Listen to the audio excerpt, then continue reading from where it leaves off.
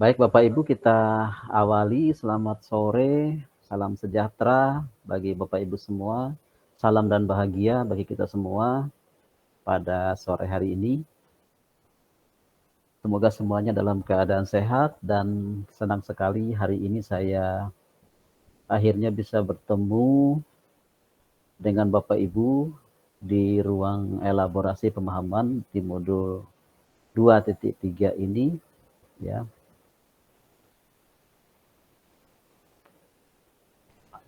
Iya, silakan Pak. Ya, Bapak Ibu, hari ini kita sampai di modul terakhir di paket modul 2 ini, yaitu modul 2.3, yaitu coaching untuk supervisi akademik. Namun sebelumnya saya ingin mengajak Bapak Ibu untuk kita bersama-sama menyampaikan doa sejenak Bapak Ibu kepada salah seorang pengembang modul yang telah dipanggil beberapa hari yang lalu oleh Yang Maha Kuasa. Kita akan bersama-sama meluangkan waktu hening sejenak untuk mengenang peran serta dan jasa-jasa beliau di pendidikan guru penggerak ini, dan sekaligus juga untuk berdoa untuk mengawali sesi kita pada sore hari ini. Saya minta kesediaan salah seorang dari Bapak Ibu yang berkenan untuk memimpin kita dalam doa mengawali sesi kita pada sore hari ini, sekaligus juga untuk Ibu Ita, ya. Ini saya tayangkan profil beliau, Bapak Ibu.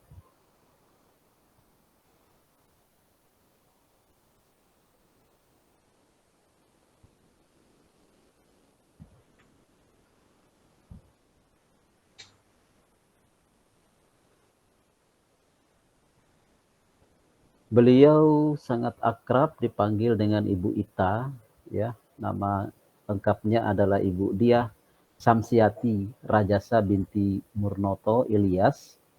Beliau adalah pengembang modul 1.4 budaya positif dan modul 3.1 pengambilan keputusan berbasis nilai-nilai kebajikan sebagai pemimpin. Beliau meninggal di usia 58 tahun, Bapak Ibu. Dan hari ini kita mengambil waktu sejenak untuk berdoa, ya, mengenang sosok yang sangat berperan dalam pendidikan guru penggerak ini. Silakan di antara Bapak Ibu ada yang bersedia untuk memandu kita dalam doa untuk mengawali sesi kita dan juga untuk Ibu Ita. Silakan.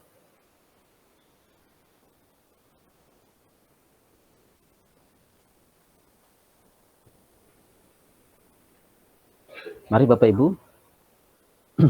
Ya, boleh ya Bapak Ibu dari agama apa saja, Islam, Kristen, Katolik, atau Hindu, atau Buddha, silakan. Biasanya saya membebaskan siapapun di kelas yang saya ampu di ruang elaborasi pemahaman ini untuk memimpin dalam doa. Yang penting doa itu disampaikan dengan kata-kata yang jelas, ya, bukan doa yang bersifat formalitas, yang hanya mulai dan selesai begitu ya. Tetapi kata-katanya bisa kita dengarkan dan bisa kita aminkan bersama. Silakan Bapak Ibu.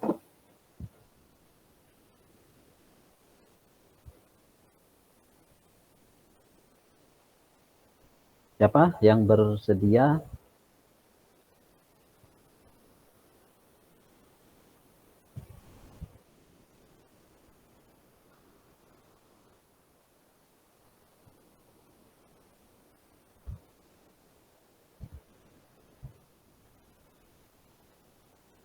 Ya, kita ini nampaknya masih agak grogi, takut-takut apa ya Bapak Ibu. Silakan.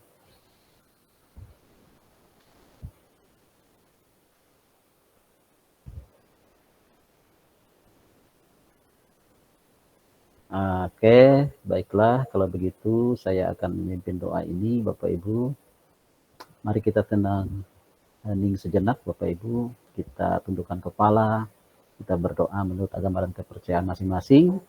Saya akan memimpin secara Kristen Protestan. Bapak Ibu silakan menyesuaikan.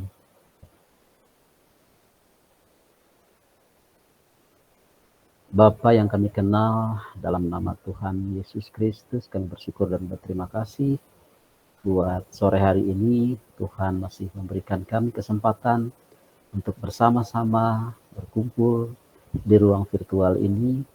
Kami akan belajar bersama dan kami akan membagi pengetahuan dan pengalaman kami Tuhan dalam sesi ini. Kiranya Tuhan menyertai kami semua, baik kami yang bertugas untuk mendampingi para teman-teman CGP pada sore hari ini, maupun teman-teman CGP semua, kiranya mendapatkan manfaat dari sesi belajar ini Tuhan, yang dapat memperkaya pemahaman kami tentang apa yang harus kami lakukan di dalam tugas-tugas kami dalam melayani para peserta didik kami Tuhan. Secara khusus pada modul 2.3 yaitu coaching untuk supervisi akademik ini. Biarlah kami boleh mendapatkan manfaat dari pengalaman belajar yang kami laksanakan saat ini. Dan pada saat ini Tuhan, kami juga mau berdoa kepada salah seorang rekan kami Tuhan di pendidikan guru penggerak ini, yaitu Ibu Ita, Ibu Dia Samsiati Rajasa Tuhan, yang telah Engkau panggil dari tengah-tengah kami di dalam masa-masa pendidikan guru penggerak ini yang masih membutuhkan kehadiran beliau di tengah-tengah kami, tetapi Engkau punya rencana yang lain.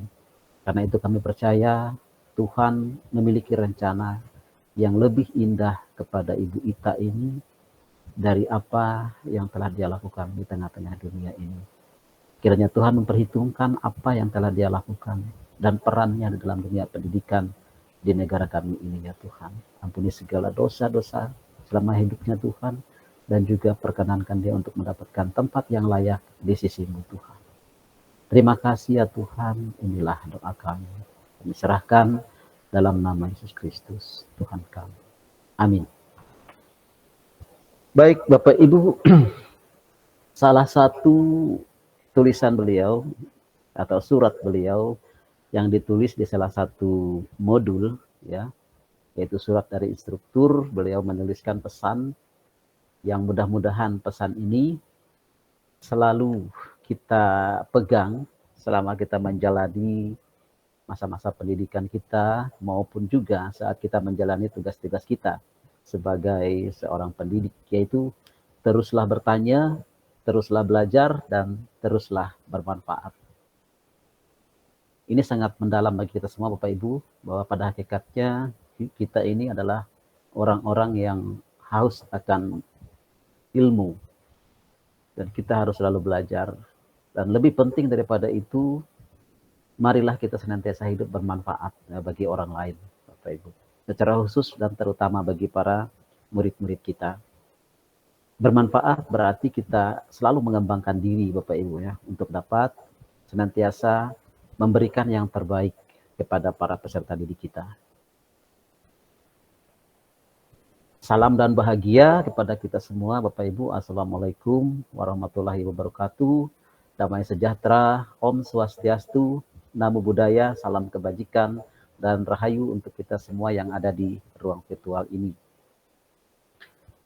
Ini sedikit tentang profil saya Bapak Ibu. Saya baru kali ini ya masuk di kelas Bapak Ibu. Saya sebelumnya sudah 2 kali masuk di kelas yang satunya ya, kelas Kalteng yang satunya, kelompoknya Pak Bagiono ya dari Pulau Pisau, itu saya masuk sudah 2 kali, dan baru sekali untuk modul ini, untuk kelas ini. Bahwa yang dari Pulau Pisau yang mengenal saya sehari-hari bertugas di Dinas Pendidikan Kabupaten Pulau Pisau, Provinsi Kalimantan Tengah sebagai pengawas Satuan Pendidikan. Bapak Ibu, saya pengawas SMP. Dan keterlibatan di pendidikan guru penggerak ini diawali pada angkatan kedua dan keempat sebagai fasilitator, kemudian setelah itu angkatan 5 sampai angkatan 9 bertugas sebagai instruktur pendidikan guru penggerak, kemudian juga dilibatkan di pendidikan pembekalan calon pengajar praktik, angkatan 7 sampai angkatan 9. Kemudian di pembekalan calon fasilitator angkatan 10 sampai angkatan yang ke-15, Bapak Ibu. Saya ingin menyapa Bapak Ibu, teman-teman saya nih, para fasilitator dan pengajar praktik yang ada di kelas ini, ya. Kepada Pak Saifullah, selamat sore, salam dan bahagia Pak Saifullah, dan juga Bu Agus Riyati, selamat sore juga, selamat mengikuti kegiatannya, semoga selalu dalam keadaan sehat. Dan juga teman-teman saya pengajar praktik yang ada di sini, ya, ada Pak Taufik Hidayat, selamat sore Pak Taufik, mudah-mudahan hadir sore hari ini. Ibu Lucia Pangestika, selamat sore Bu Lucia. Kemudian Ibu Esther, selamat sore Pak Katmi. Bu Katmi apa Pak Katmi? Selamat sore, maaf Pak salah. Kemudian Ibu Listiorini, ya, selamat sore.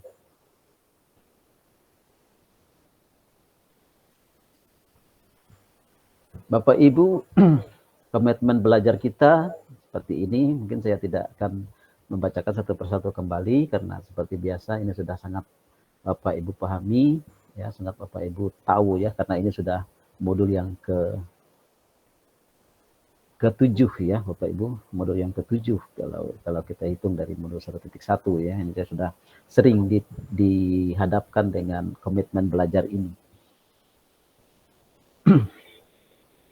Saya ingin mengajak Bapak Ibu untuk kita hening sejenak untuk fokus kepada sesi belajar kita pada sore hari ini. Kita menenangkan hati, meninggalkan sejenak segala pikiran kita yang mengganggu pemikiran kita sampai pada saat ini. Dan saya akan mengiringi Bapak Ibu dengan iringan musik khas Kalimantan, Bapak Ibu, dan Bapak Ibu boleh memejamkan mata, boleh dengan tidak memejamkan mata. Dan yang penting pada saat ini Bapak Ibu bisa lebih rileks seperti itu. Baik, kita mulai Bapak Ibu.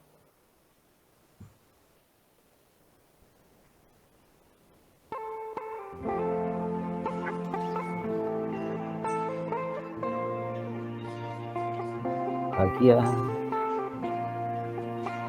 Sore hari ini kembali kita berkumpul bersama-sama dalam suasana belajar di ruang elaborasi pemahaman modul 2.3, yaitu coaching untuk supervisi akademik. Mungkin sebelum Bapak Ibu sampai di ruang virtual ini, banyak hal yang telah Bapak Ibu lewati sepanjang hari ini dalam pelaksanaan tugas-tugas Bapak Ibu, baik sebagai guru, sebagai orang tua, ibu atau bapak, dan juga sebagai calon guru penggerak. Sehingga ada begitu banyak beban pikiran yang Bapak Ibu rasakan, yang telah menguras perhatian, menguras emosi, menguras energi Bapak Ibu. Sehingga Bapak Ibu merasakan adanya kelelahan, kejenuhan.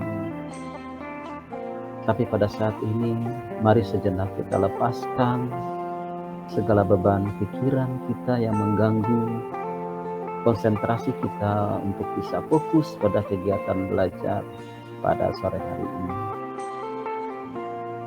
Rasakan di setiap tarikan nafas, Bapak Ibu mendapatkan kekuatan dan semangat baru untuk menjalani aktivitas yang kita laksanakan selama hari ini.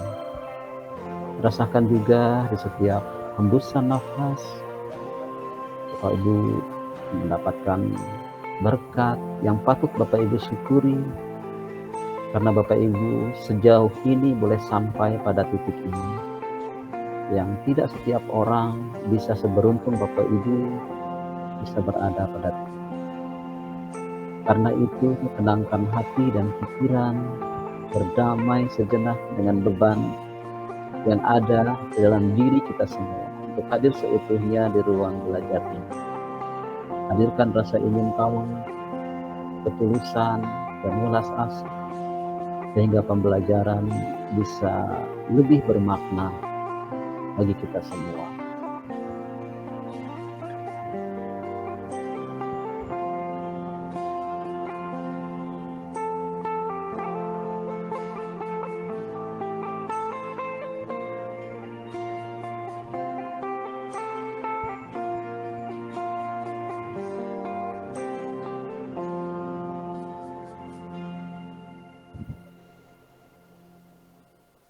Baik, Bapak Ibu, kita telah bersama-sama menenangkan pikiran kita sejenak. Kurang lebih 3 menit kita telah berusaha untuk memfokuskan perhatian kita pada sesi ini, dan tentunya setiap orang punya caranya masing-masing gitu ya untuk bagaimana menyemangati kembali dirinya masing-masing. Nah, saya ingin mendengar Bapak Ibu bisa berbagi cerita kurang lebih 3 menit tadi, Bapak Ibu, apa yang Bapak Ibu rasa, apa yang Bapak Ibu pikirkan selama kita menenangkan diri kurang lebih 3 menit tadi. Silakan Bapak Ibu, ada yang ingin bercerita, tekan tombol raise-nya, berbagi apa yang Bapak Ibu rasa, ya, berbagi apa yang Bapak Ibu pikirkan. Silakan.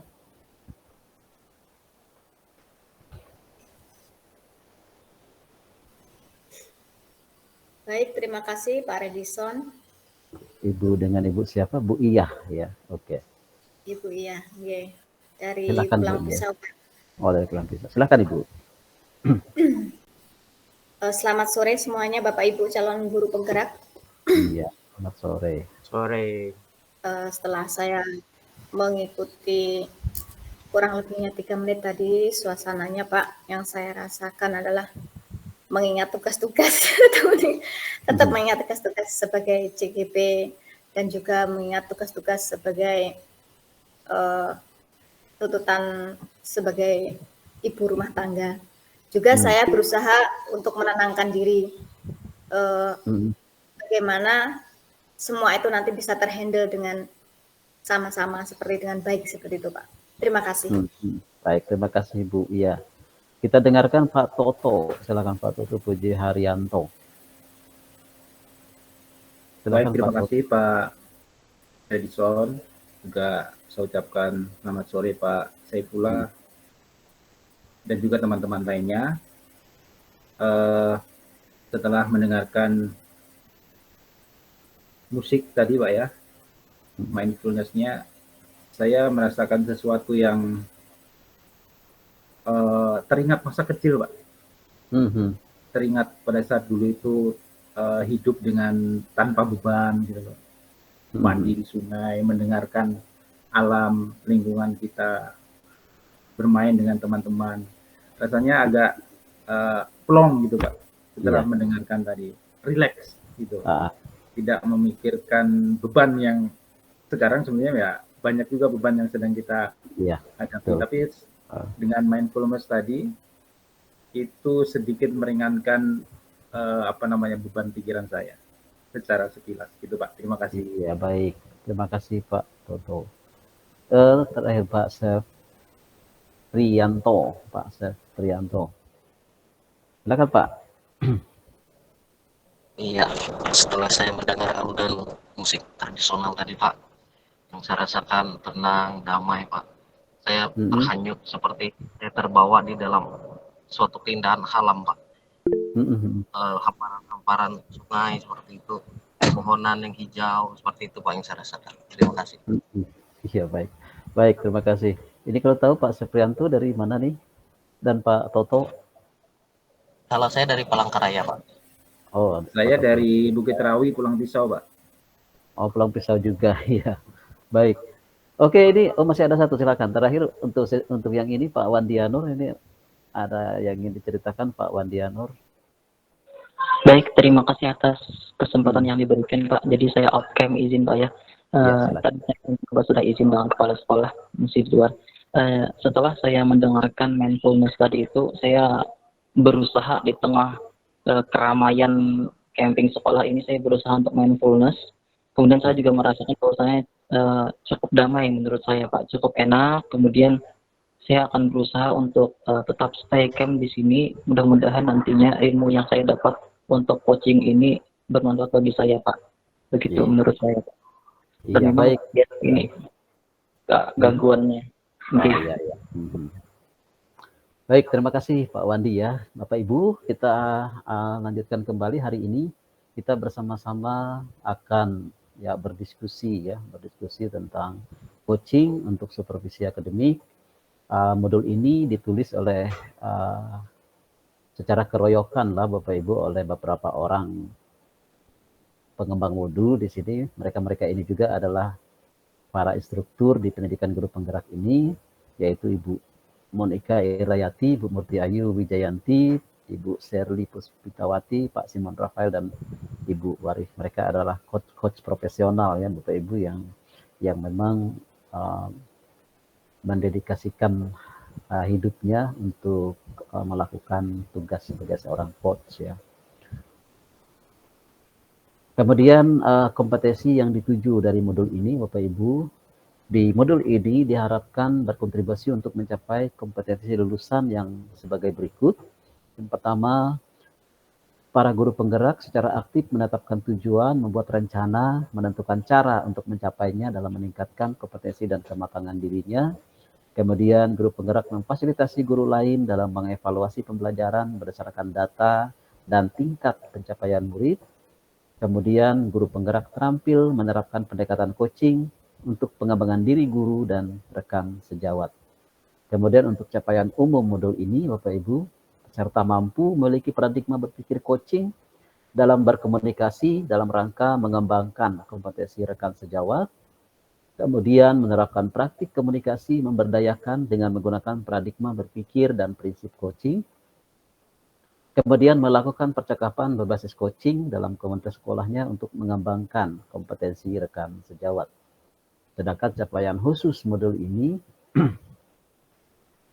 pertama, mampu menjelaskan konsep coaching secara umum.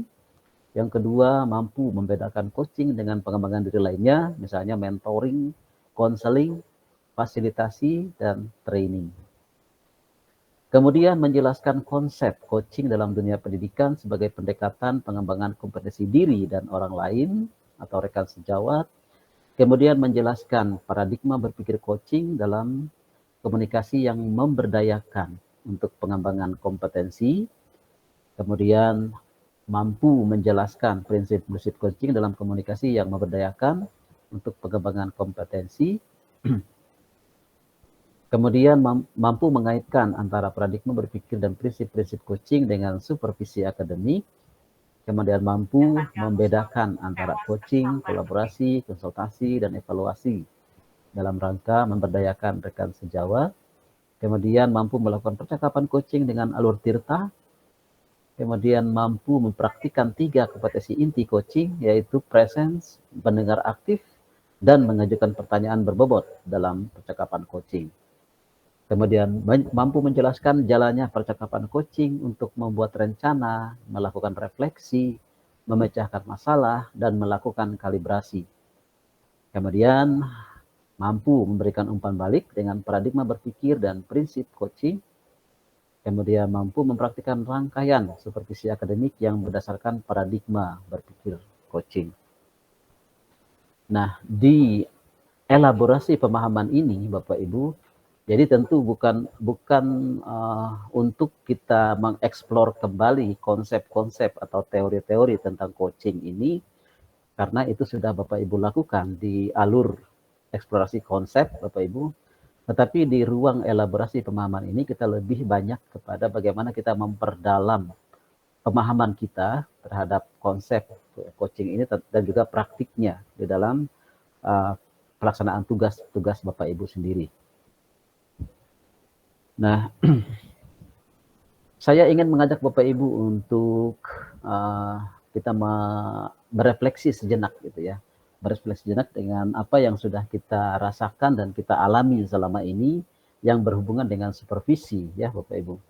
Nah, Bapak Ibu boleh menuliskan jawabannya secara singkat, 1 atau 2 kata gitu ya, yang Bapak Ibu pahami dari beberapa pertanyaan ini. Pertanyaan yang pertama Bapak Ibu ya. Apa yang muncul dalam pikiran Bapak Ibu ketika mendengar tentang supervisi akademik? Ya. Silakan tulis di kolom chat. Oke, penilaian kinerja dipantau dalam pembelajaran yang lain, kelengkapan administrasi, apalagi penilaian ini ada kemitraan katanya di sini. Mungkin ada penjelasan lebih lanjut dari Bu Burai tentang jawaban ini. Silakan Bu Burai. Baik, terima kasih Bapak. Dari pertanyaan tadi, ketika apa yang muncul dalam pikiran saya, kita mendengar kata supervisi akademik. Jadi saya memang belum pernah mensupervisi rekan sekerja, tapi di supervisi yang sering oleh kepala sekolah. Tapi kalau menurut pemikiran saya dalam supervisi ini kita menjalin hubungan kemitraan dengan rekan sejawat kita. Jadi kita berbagi sambil berbagi pengetahuan yang ada pada diri kita sambil juga mendengar pengetahuan yang ada dengan rekan sekerja kita. Jadi di situ menurut saya tentang supervisi akademik ini, di mana kita melihat yang dilakukan oleh rekan kerja kita dan juga kita saling berbagi di situ. Jadi saya menganggap rekan sekerja saya itu rekan atau mitra saya dalam bekerja untuk kemajuan pendidikan itu Pak, yang ada dalam pikiran saya saat ini. Terima kasih. Kalau dari pengalaman, apa yang Ibu pikirkan? Kalau didasari oleh pengalaman di supervisi. Iya, kalau saya diskusi oleh kepala sekolah atau wakil kepala sekolah biasanya yang pernah menyupervisi, maka saya merasa mereka itu adalah rekan sekerja saya yang memberi pengetahuan mereka ke saya dan juga memberi pengetahuan yang ada pada diri saya. Jadi di awal itu mereka akan melihat perangkat pengajar saya, kemudian memberi masukan-masukan, kemudian saat mengajar juga, saat disupervisi juga, mereka akan melihat di mana kelemahan yang perlu diperbaiki, kemudian sama-sama merefleksinya, dan apa yang akan saya lakukan, dan juga sambil mereka memberi arahan untuk saya. Itu yang saya rasakan saat disupervisi. Ya, baik, terima kasih Bu Burai. Artinya hampir sama dengan apa yang ditulis oleh teman-teman yang lain. Ketika mendengar ada kata supervisi, maka yang muncul adalah membimbing, membina, menilai, memantau, gitu kan yang muncul di sana. Ada menilai, ada memantau, ada membina, ada memberikan masukan dan lain sebagainya. Oke, kita lanjutkan sekarang dengan pertanyaan yang kedua, matematik. Apa yang Anda rasakan ketika diberitahu Bapak Ibu akan disupervisi?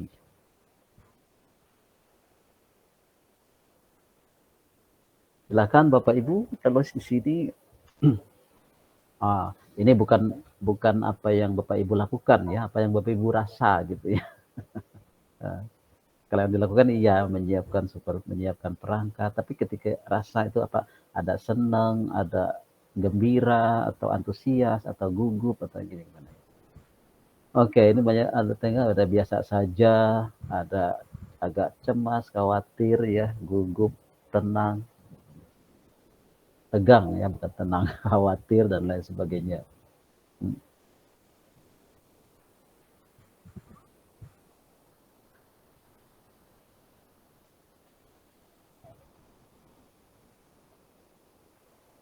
Saya ingin dengarkan salah satu nih dari kelompok-kelompok yang tegang, khawatir, gugup ini. Siapa yang ingin menyampaikan apa sih yang mengapa gitu ketika mendengar akan supervisi terus ada munculnya perasaan gugup dan ini.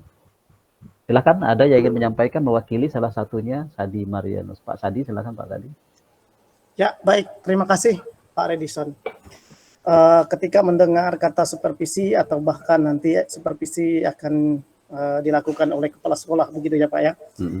Lalu di bayangan kita itu kan sudah ada rasa cemas ini bagaimana. Nah, makanya saya tadi cepat nulis menyiapkan perangkat. Jadi karena kecemasan itu maka harus disiapkan dulu medianya. Jadi begitu biasanya.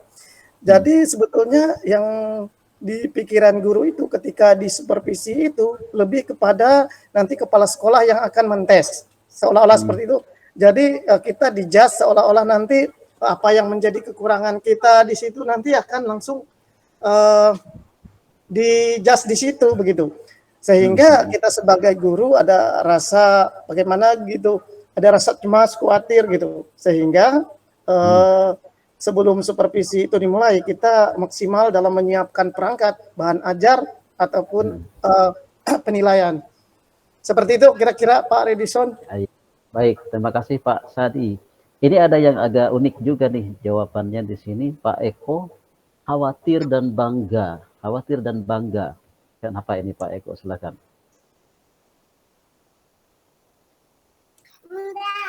Halo Pak Eko. Ya Pak, terima kasih. Silakan. Ya, kenapa kok saya menjawab khawatir dan bangga? Tentu khawatir tidak sesuai dengan harapan pimpinan dalam hari ini kepala sekolah ataupun kepala sekolah. Bangga ya karena diantara puluhan guru dan waktu yang sibuk pimpinan masih menyempatkan untuk mensupervisi saya Pak, karena terus terang dalam supervisi itu jarang sekali terwujud kalau di sekolah-sekolah besar. Iya. Jadi ya termasuk kebanggaan tersendiri bisa disupervisi secara langsung lah pimpinan. Walaupun di hati khawatir takut tidak sesuai dengan harapan. Itu aja Pak. Terima kasih. Iya baik. Walaupun idealnya sebenarnya bukan random ya. Memang semua guru memang harus disupervisi. Yang terakhir ini pertanyaan yang ketiga. Mungkin ada yang mau bercerita nih. Pernah punya pengalaman menarik ya. Baik itu yang menyenangkan atau dari sisi kurang menyenangkan pada saat disupervisi. Ada yang punya pengalaman yang menarik. Silakan, ada yang mau bercerita.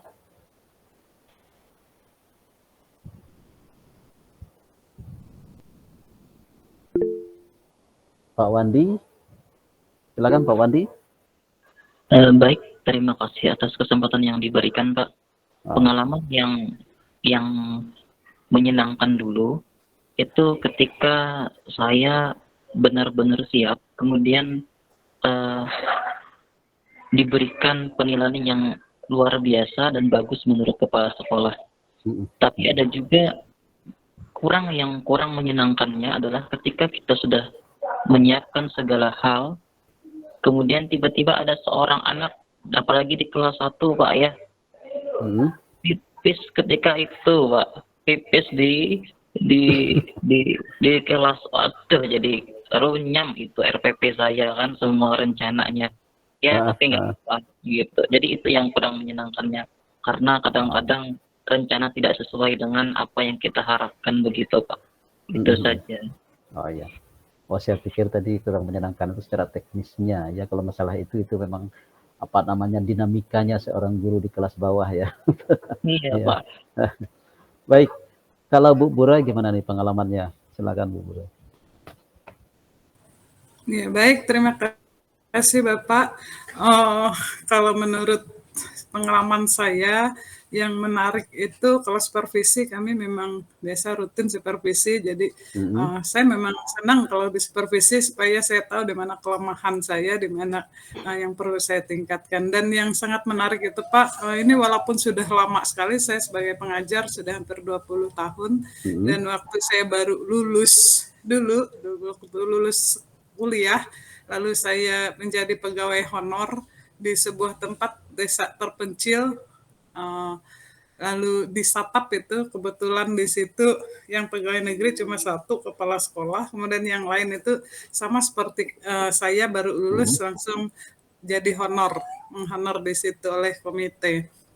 Jadi daerahnya itu daerah pedalaman. Saat saya mengajar itu bukan cuma karena bidang saya itu orang IPA, jadi yang saya ajar itu IPA, matematik, dan juga bahasa Indonesia Pak. Karena gurunya yang bidang studi kurang. Jadi saat saya mengajar, datang orang dari dinas pendidikan, langsung masuk duduk di belakang untuk melihat tanpa pemberitahuan. Memang kadang kami seperti itu, kadang ada yang langsung datang, langsung masuk saat mengajar. Kebetulan saya saat itu Pak mengajarnya matematika. Dan memang saya nggak ada persiapan sebenarnya saat pengajar matematika itu, saya mengikuti alur yang ada di buku paket.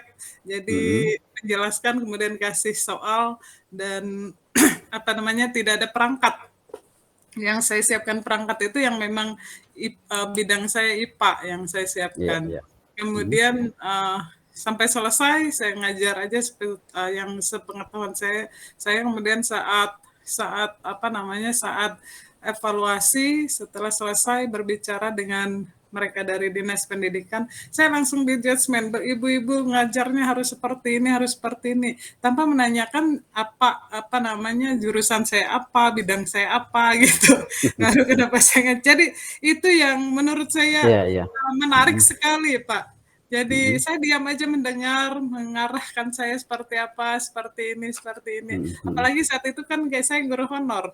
Jadi pengalaman saya ngajar juga masih ini. Jadi banyak sekali rasanya yang kekurangan saya yang kayak saya disalahkan gitu. Itu disampaikannya secara pribadi dengan ibu atau di tengah orang banyak? Di ruang kepala sekolah, di ruang Pak, kepala secara sekolah. pribadi. Ya, tapi saya nunduk aja saat itu.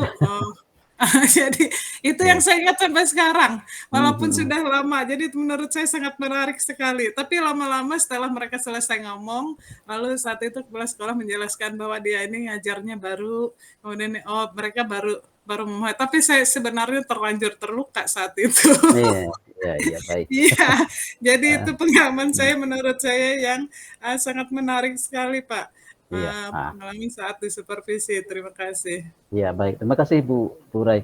Bapak Ibu, dari apa yang Bapak Ibu ceritakan dan apa yang Bapak Ibu tulis tadi, jawaban itu, kita mendapatkan suatu pemahaman gitu ya, bahwa ternyata selama ini kegiatan supervisi itu belum menjadi suatu kegiatan yang menyenangkan gitu ya. Belum menjadi suatu kegiatan yang menyenangkan yang dilaksanakan. Dan juga masih belum menjadi suatu kegiatan yang memberdayakan.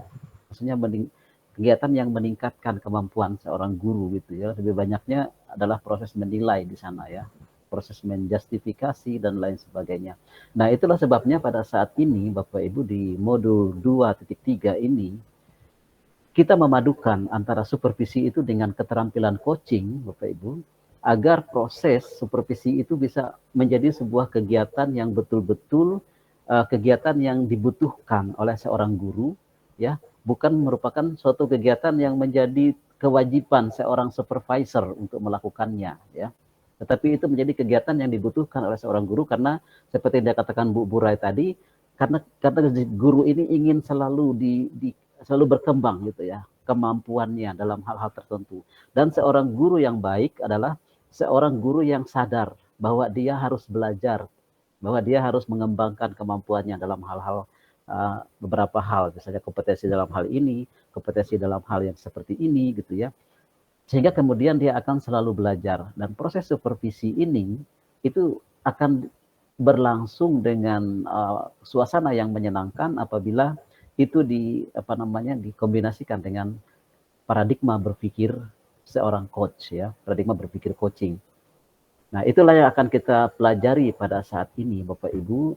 Kita akan menyandingkan antara kompetensi coaching dengan kegiatan supervisi akademik. Nah, di sini di elaborasi pemahaman ini dan Bapak Ibu sudah mengeksplornya di di elaborasi ruang eksplorasi konsep ya.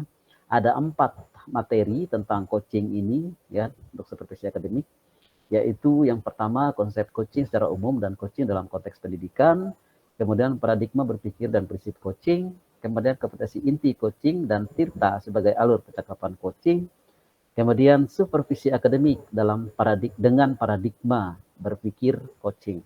Nah, Bapak Ibu, saya hanya akan menyampaikan secara singkat materi-materi ini karena Bapak Ibu secara rincinya sudah belajar gitu ya di eksplorasi konsep, karena waktu juga tidak akan cukup kalau kita mempelajari secara rinci dari setiap materi ini. Namun saya juga ingin memperlihatkan bahwa saya sudah membaca, melihat ya, pertanyaan-pertanyaan yang sempat Bapak Ibu tuliskan di LMS gitu ya. Akan tetapi ada beberapa pertanyaan yang nampaknya tidak perlu saya jawab Bapak Ibu, karena nampaknya ada pertanyaan yang ditulis oleh robot ya Bapak Ibu ya nampaknya. Saya sangat paham pertanyaan-pertanyaan yang ditulis berdasarkan hasil belajar itu akan berbeda dengan pertanyaan yang ditulis sekedar bertanya seperti itu. Itu pernah terjadi di modul berapa gitu ya, di modul kalau tidak salah modul 1.4 ya. Modul 1.4 saya menemukan kelas itu ada 30 pertanyaan dibuat oleh satu orang gitu ya. Setelah saya lihat-lihat, ini kok mencurigakan pertanyaan-pertanyaan ini, kok tidak kena pada konteksnya gitu ya. Setelah saya coba-coba di chat GPT ya, saya ajukan chat untuk membuat pertanyaan, ternyata hampir mirip pertanyaannya itu muncul ya jadi yang bikin pertanyaan itu adalah robot ternyata ya. Nah, Bapak Ibu, saya hanya akan menjawab pertanyaan-pertanyaan yang muncul dari proses belajar gitu ya, bukan pertanyaan yang hanya sekedar untuk memenuhi tuntutan dari alur di LMS. Nah, saya akan tanyakan kepada Bapak Ibu beberapa pertanyaan yang sudah saya ambil dari LMS ya. Memang masih sedikit saja pertanyaan yang sempat Bapak Ibu tulis ya. Ini saya tayangkan di sini. Dari kelas Pak Saifullah ini ada pertanyaan, apakah dalam praktik coaching bisa dimasukkan proses konseling? Kemudian bagaimana menghadapi rekan guru yang sudah mulai jenuh mengajar sehingga dalam pikirannya hanya akan pensiun? Kemudian dari kelas Bu Agus Riyati, apa yang dilakukan coach dalam membantu coachee mengenali situasi permasalahan atau tantangan yang dihadapi coachee?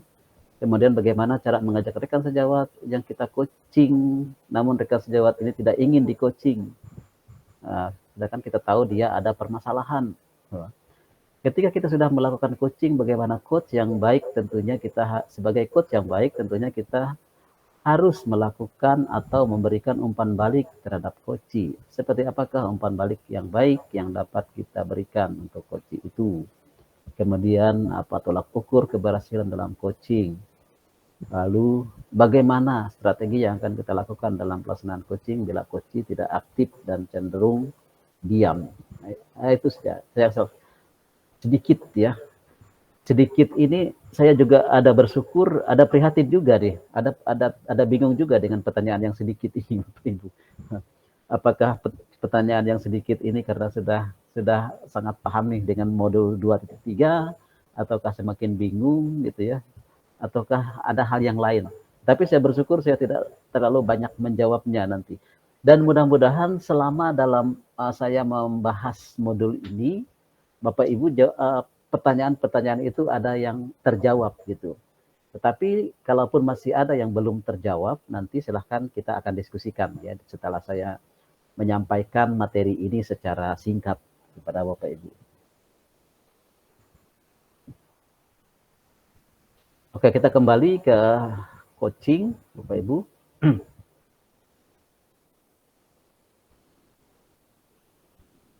Ini konsep coaching secara umum Bapak Ibu. Coaching itu adalah suatu proses ya Bapak Ibu, proses membantu seorang klien gitu ya, dengan memaksimalkan potensi pribadi dan profesionalnya untuk membantu menyelesaikan permasalahan dia. Ya, Bapak Ibu. Jadi ada hubungan kemitraan ya antara seorang coach dengan seorang coachee. Kemitraan yang dimaksud di sini adalah pada saat melakukan coaching itu mereka berdua adalah sejajar gitu ya, posisinya sejajar. Walaupun dalam tugas sehari-hari mungkin itu tidak ya, mungkin dia antara seorang kepala sekolah dengan seorang guru atau seorang pengawas sekolah dengan seorang guru, tetapi dalam proses coaching mereka adalah setara atau bermitra seperti itu. Nah, jadi coaching itu adalah hubungan kemitraan dengan klien dalam suatu percakapan yang kreatif ya. Percakapan yang kreatif itu adalah percakapan yang memaksimalkan potensi atau percakapan yang mampu memberdayakan gitu ya. Percakapan yang mampu memberdayakan dan memicu pemikiran untuk memaksimalkan potensi pribadi dan profesional klien ya. Jadi intinya adalah untuk memaksimalkan potensi pribadi si klien. Jadi bukan untuk tujuannya kepada si coach itu sendiri ya, atau si coach sendiri. Nah, tadi ada pertanyaan tentang pengembangan diri yang lain ya. Ya, pengembangan diri. Kita mengenal nih masing-masing metode pengembangan diri yang ada di sini ya. Yang pertama itu coaching Bapak Ibu. Ini tujuannya untuk menuntun kunci menemukan ide baru atau cara untuk mengatasi tantangan yang dihadapi atau mencapai tujuan yang dikehendaki. Lalu yang kedua ada, ini hubungannya coach ya. Hubungannya adalah kemitraan antara coach dengan coachee. Kemudian yang kedua ada mentoring Bapak Ibu ya. Mentoring ini adalah proses kegiatan membagikan pengetahuan, membagikan keterampilan dan pengalaman ya, untuk membantu seorang mentee untuk mengembangkan dirinya.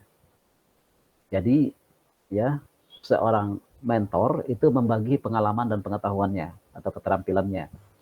Hubungan mereka ini antara seorang yang berpengalaman dengan orang yang kurang berpengalaman gitu ya. Kemudian yang ketiga adalah konseling. Konseling ini ya biasanya dilakukan ketika ada masalah. Jadi adalah proses membantu seorang yang melakukan konseling itu untuk menyelesaikan masalah dia, baik itu secara fisiologis ya, secara emosi, kemudian fokusnya pada pembenahan masa lalu dan kadang melibatkan terapi dan pendekatan secara remedial. Kemudian hubungan mereka ini hubungan antara seorang yang ahli dengan seorang yang membutuhkan bantuan ya. Seorang konselor bisa saja langsung memberikan solusi. Kemudian ada fasilitasi ya, ini antara satu orang di luar suatu kelompok dengan sebuah kelompok ya, untuk meningkatkan efektivitas kelompok itu. Hubungannya adalah seseorang yang berada di luar kelompok dengan suatu kelompok yang difasilitasinya. Fasilitator membantu mengefektifkan kelompok tersebut. Kemudian yang berikutnya adalah training. Training ini adalah proses kegiatan mengembangkan pengetahuan dan keterampilan. Training ya. Nah, hubungannya antara seorang yang ahli dan kelompok yang perlu ditingkatkan pengetahuannya. Pertanyaan yang tadi ya, apakah kita bisa gitu ya melaksanakan, apakah coaching itu bagian dari, bisa disebut sebagai bagian dari mentoring? Ini sangat berbeda ya, terpisah Bapak Ibu ya, antara coaching dengan konseling ya. Ini dua hal yang terpisah, dua hal metode pengembangan diri yang berbeda. Kalau konseling tadi kan antara seorang ahli dengan seorang yang membutuhkan bantuan, dia langsung memberikan solusi, sedangkan coaching itu hubungannya mitra ya, sama, hubungannya mitra. Jadi tidak ada yang lebih ahli, tidak ada yang kurang ahli gitu ya. Kemudian proses tujuan pelaksanaannya juga adalah untuk meningkatkan ya potensi si coachee untuk dapat menyelesaikan masalahnya sendiri. Sedangkan di dalam konseling itu dia memberikan solusi. Bapak Ibu. Kemudian dalam konteks pendidikan ya, coaching itu adalah sebagai suatu proses menuntun belajar murid untuk mencapai kekuatan kodratnya. Sebagai seorang pamong, guru dapat memberikan tuntunan melalui pertanyaan-pertanyaan reflektif dan efektif agar kekuatan kodrat anak terpancar dari dirinya.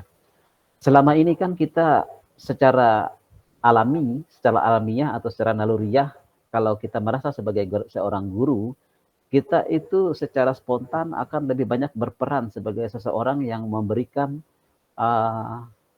solusi gitu ya, sebagai seorang yang memberikan nasihat, sebagai seseorang yang memberikan teguran gitu ya, sebagai seorang yang memberikan wejangan dan lain sebagainya. Itu secara alamiahnya begitu.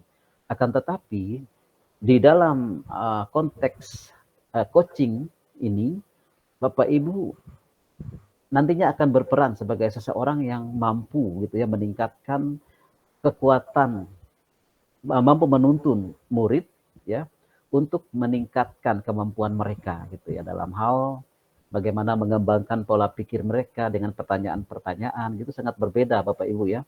kalau kita mengajukan pertanyaan dengan memberikan nasihat. Memberikan nasihat itu mungkin akan lewat saja begitu. Tapi kalau kita mengajukan pertanyaan, dia akan berpikir untuk menjawab pertanyaan itu ya. Itu sangat berbeda. Nah, jadi kita membiasakan anak-anak untuk berpikir ya. Ini kalau dihubungkan dengan anak-anak. Begitu juga halnya kalau dihubungkan dengan guru atau rekan sejawat. Jadi Bapak Ibu guru juga akan mendapatkan kesempatan untuk melihat lebih dalam kepada diri masing-masing ketika saat dilakukan coaching ini, untuk mengetahui kemudian bahwa dia mampu untuk menyelesaikan atau menemukan solusi atas permasalahan-permasalahan yang dia hadapi. Apa pentingnya proses coaching itu? Proses coaching itu tujuannya adalah untuk mengaktifasi kerja otak murid ya Bapak Ibu. Mengaktifasi kerja otak murid. Sudah terlihat perbedaannya ya antara ketika mengajukan pertanyaan dengan memberikan nasihat, itu sangat berbeda Bapak Ibu. Pertanyaan-pertanyaan reflektif dapat membuat murid melakukan metakognisi ya, menghubungkan antara apa yang sudah dilakukan dengan apa yang akan dilakukan seperti itu. Kemudian pertanyaan-pertanyaan dalam proses coaching juga membuat murid lebih berpikir secara kritis dan mendalam, sehingga murid dapat menunjukkan potensinya. Nah, ini adalah mindset seorang among, Bapak Ibu ya. Secara coach dan coachee itu adalah mitra ya. Kemudian di dalam kegiatan coaching itu ada emansipasi ya, ada emansipatif, artinya antara dua orang ini terjadi diskusi atau komunikasi dua arah gitu. Jadi bukan percakapan yang satu arah, itu lebih didominasi oleh satu orang gitu ya. Lalu di dalam among itu ada kasih dan persaudaraan gitu ya. Jadi melakukan sesuatu itu karena kita memang ingin membantu ya. Jadi coach dan coachee adalah manusia yang memiliki kebebasan untuk mendapatkan cinta kasih dalam setiap interaksi dan dialog yang terjadi. Kemudian yang terakhir adalah ruang perjumpaan pribadi. Jadi itu tadi saya tanyakan kepada Ibu Burai ya. Tadi disampaikan di tengah orang-orang atau gimana gitu ya. Jadi proses coaching itu dilakukan secara pribadi gitu ya. Jadi supaya di sana muncul adanya rasa percaya kepada antara satu dengan yang lain gitu ya. Kemudian terciptanya kebebasan untuk menyampaikan apa yang ingin disampaikan gitu, karena hanya berdua gitu ya. Kemudian kebebasan tercipta melalui pertanyaan-pertanyaan reflektif untuk menguatkan kekuatan diri coaching. Kemudian paradigma berpikir dan prinsip coaching. Yang pertama adalah fokus pada coaching. Ini paradigma berpikirnya ya. Jadi fokus pada coaching. Jadi fokusnya pada coaching itu maksudnya adalah kita proses yang dilaksanakan itu adalah semata-mata untuk tujuan bagaimana coaching ini dapat terbangun ya. Kemudian saat terjadi proses coaching itu ya, kita tidak melakukan hal-hal yang lain. Kita fokus pada si coaching ini ya. Misalnya kita tidak sambil mencatat, tidak sambil menjawab telepon, tidak sambil menjawab SMS dan lain sebagainya. Jadi saat percakapan, jadi kita fokus pada coaching ya. Jadi fokus pada coaching itu artinya bukan pada asumsi kita, bukan pada kata-kata orang lain ya, bukan pada apa yang kita dengar, tetapi apa yang kita dapatkan dari coaching. Itu yang disebut dengan ya, salah satunya adalah berfokus pada coaching. Kemudian yang kedua, bersikap terbuka dan ingin tahu lebih banyak ya. Bersikap terbuka artinya kita tidak berusaha untuk menghakimi gitu ya, tidak untuk menilai pernyataan-pernyataan yang dikeluarkan oleh coaching ya. Tapi terima itu dengan terbuka gitu ya. Kemudian dengan demikian coaching akan merasa lebih nyaman ya untuk berbicara. Kemudian memiliki kesadaran diri yang kuat ya. Maksudnya di sini memiliki kesadaran diri yang kuat di sini bahwa kita itu sudah fokus ya. Kita fokus pada apa yang akan kita lakukan. Jadi hal-hal yang lain yang menyimpang dari tujuan yang sudah ditetapkan di awal itu tidak akan membuat kita terpengaruh gitu ya. Tapi kita fokus pada apa yang menjadi tujuan kita dalam kegiatan coaching ini tadi. Kemudian membantu coaching melihat peluang-peluang baru ini ketinggalan kata melihatnya ya. Melihat atau mendapatkan, menemukan peluang-peluang baru. Jadi melalui pertanyaan-pertanyaan yang kita ajukan, kita membantu coach untuk menemukan peluang-peluang atau solusi-solusi atas permasalahannya. Kemudian prinsip-prinsip coaching. Yang pertama itu kemitraan, Bapak Ibu. Ditandai dengan adanya tujuan percakapan yang disepakati, idealnya tujuan datang dari coach. Jadi bukan dari si coach ya, tujuan itu. Kemudian percakapan kreatif. Percakapannya dua arah ya. Percakapan dilakukan untuk menggali, memetakan situasi coach. Kemudian percakapan ditujukan untuk menghasilkan pemikiran atau ide-ide baru. Kemudian prinsip yang ketiga adalah memaksimalkan potensi. Percakapan harus ditutup dengan kesimpulan yang juga dinyatakan oleh si coach. Kemudian percakapan itu menghasilkan rencana tindakan. Yang ketiga, pembelajaran yang ketiga adalah kompetensi inti coaching dan tirta sebagai alur percakapan coaching. Kompetensi inti coaching ini yang pertama adalah presence, Bapak Ibu ya, atau kehadiran penuh ya. Kehadiran penuh seperti yang saya katakan tadi, kita tidak melakukan hal-hal yang lain ya, kita fokus untuk mendengarkan apa yang disampaikan oleh seorang coach ya, tidak sibuk mencatat, tidak sambil sibuk menjawab SMS dan lain sebagainya. Kita fokus.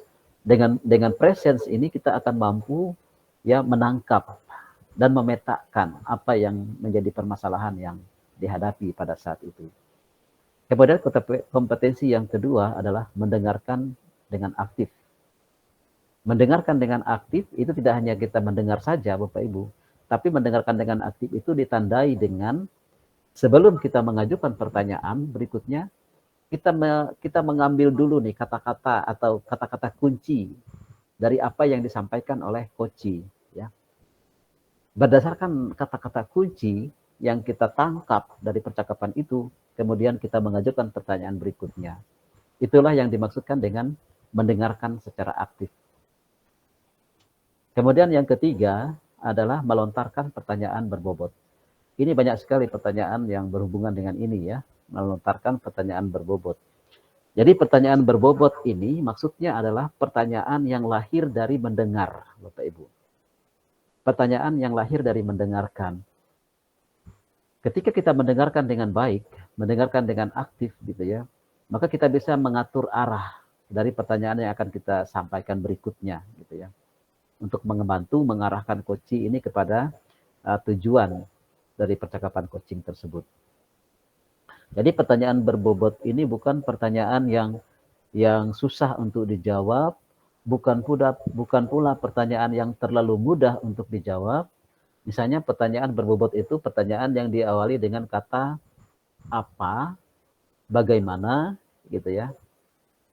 Tapi bukan pertanyaan yang dia jawab dengan iya dan tidak gitu ya. Kalau pertanyaan yang dijawab dengan ya dan tidak itu bukan pertanyaan yang berbobot Bapak Ibu. Tapi pertanyaan yang berbobot itulah pertanyaan yang diawali dengan kata apa, bagaimana gitu ya, dan sebagainya. Yaitu pertanyaan yang membutuhkan pemikiran untuk menjawabnya. Kemudian alur percakapan tirta, ya kita lihat dulu nih satunya. Yaitu tujuan, pertama-tama menetapkan tujuan ya. Tujuan ini disepakati ya antara kedua belah pihak yang kemudian yang sebetulnya diajukan, di awalnya diajukan oleh si coach. Yaitu menyepakati topik pembicaraan dan hasil pembicaraan. Nah, dari pembicaraan ini nanti akan apa yang akan kita dapatkan atau Ibu dapatkan atau Bapak dapatkan dari percakapan ini ya. Kemudian yang kedua, mengidentifikasi, identifikasi ya, menggali dan memetakan situasi saat ini. Hubungkan fakta-fakta yang ada. Kemudian yang keempat, mengembangkan ide untuk alternatif rencana aksi ya. Jadi di sini untuk membantu menemukan solusi ya dari permasalahan yang sedang dihadapi. Kemudian alternatifnya untuk penyelesaikan permasalahan tersebut. Kemudian TA, tanggung jawab ya, di sini berkomitmen untuk melaksanakan ide tadi atau solusi tadi untuk dilaksanakan dalam langkah-langkah selanjutnya, ya, berkomitmen untuk melaksanakan itu apa yang sudah dijadikan solusi tadi. Jadi alur ini yaitu berkesinambungan Bapak Ibu ya, tidak putus sampai di satu saja. Jadi ini akan terus berulang apabila misalnya itu masih diperlukan kembali ya, percakapan ini akan berulang kembali. Kemudian percakapan berbasis coaching itu ada beberapa macam Bapak Ibu, percakapan untuk perencanaan, percakapan untuk refleksi diri, percakapan untuk pemecahan masalah, dan percakapan untuk kalibrasi. Ya. Dan yang keempat, ini supervisi Bapak Ibu, supervisi akademik dengan paradigma berpikir coaching. Jadi ini ke inti dari permasalahan kita atau pembahasan kita saat ini Bapak Ibu, kita kembali ke awal tadi, bahwa selama ini mindset kita tentang supervisi itu adalah suatu kegiatan yang menegangkan gitu ya, yang kurang menyenangkan. Karena kita seolah-olah nantinya akan dihakimi, akan dinilai, akan dipojokkan dan lain sebagainya. Tetapi pada saat ini kita dihadapkan dengan sebuah paradigma berpikir coaching dalam melaksanakan supervisi akademik. Lalu pertanyaannya di sini, kenapa gitu ya? Kenapa bukan para pengawas, bukan para kepala sekolah yang diajarin modul ini gitu ya? Kenapa para guru penggerak? Nah, salah satu alasan ini disampaikan kepada Bapak Ibu karena Bapak Ibu suatu saat nanti juga akan sampai kepada tugas ini gitu ya, baik sebagai kepala sekolah maupun sebagai pengawas sekolah. Jadi Bapak Ibu diberikan bekal ini gitu ya, supaya tidak terus berlanjut ya, paradigma supervisi akademik yang menyeramkan itu tidak berlanjut. Nanti akan Bapak Ibu yang akan membuatnya menjadi sesuatu kegiatan yang menyenangkan. Nah, sebagai seorang supervisor tentunya kita memiliki kemampuan. Salah satunya adalah umpan balik ya. Nah, bagaimana kita memberikan umpan balik sebagai seorang supervisor ya, atau sebagai seorang yang melakukan supervisi gitu ya. Nah, biasanya ya seorang supervisor itu ketika memberikan umpan balik ya langsung di sini, kamu kurangnya di sini, Ibu ini harus begini, di sini Ibu salah melakukannya di sini dan lain sebagainya. Nah, tetapi yang seharusnya umpan balik yang bagus itu kita lihat di sini ya. Yang pertama kita lihat dari tujuannya. Tujuannya adalah memberikan umpan balik adalah untuk membantu mengembangkan diri coach. Kemudian kalau tanpa umpan balik orang tidak akan mudah untuk berubah. Kemudian sesuai dengan prinsip coaching, pemberian umpan balik tetap menjaga prinsip kemitraan. Ya. Di sini memang harus kita pahami kemitraan ini. Jadi kalau kita bertindak sebagai seorang yang menunjukkan ini salah, seolah-olah kita tidak ada kemitraan saat itu. Tapi sebagai posisi yang ada kemitraannya, maka kita akan tahu apa yang harus kita katakan gitu ya. Nanti kita akan lihat bagaimana caranya. Kemudian sudah mulai dengan memahami pandangan dan pendapat coach gitu ya. Umpan balik berbasis coaching juga ini disampaikan oleh Costa dan Gamson dalam Cognitive Coaching, Developing Self-Directed Leaders and Learners. Ada beberapa jenis umpan balik yang mendukung kemandirian dari penerima umpan balik ya. Umpan balik dengan pertanyaan reflektif dan umpan balik yang menggunakan data yang valid. Maksudnya pertanyaan reflektif ini adalah pertanyaan yang berasal dari apa yang ditemukan dalam suatu pertemuan sebelumnya gitu ya. Kemudian yang kedua, umpan balik menggunakan data yang valid juga sama gitu ya. Ada data, kemudian diberikan umpan balik berdasarkan data yang didapatkan itu, baik itu dari observasi ya maupun dari proses bertanya.